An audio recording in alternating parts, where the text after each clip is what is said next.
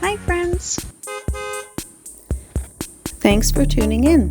If you like this video, please give it a like, comment below, and take a moment to subscribe to our channel. Welcome to Hume Township, Michigan, a peaceful community located along the shoreline of Lake Huron in the Thumb region. This rural area is known for its farmland, open spaces, and access to the lake. The township was first settled in the mid-1800s, during a time when farming and lumbering were the main ways of life. In 1866, the township was officially organized and named after Walter Hume, one of its early settlers.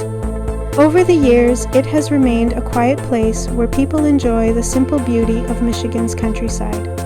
Whether you are here to enjoy the water, explore the rural landscape, or learn a bit of history, Hume Township offers a quiet beauty that is truly Michigan.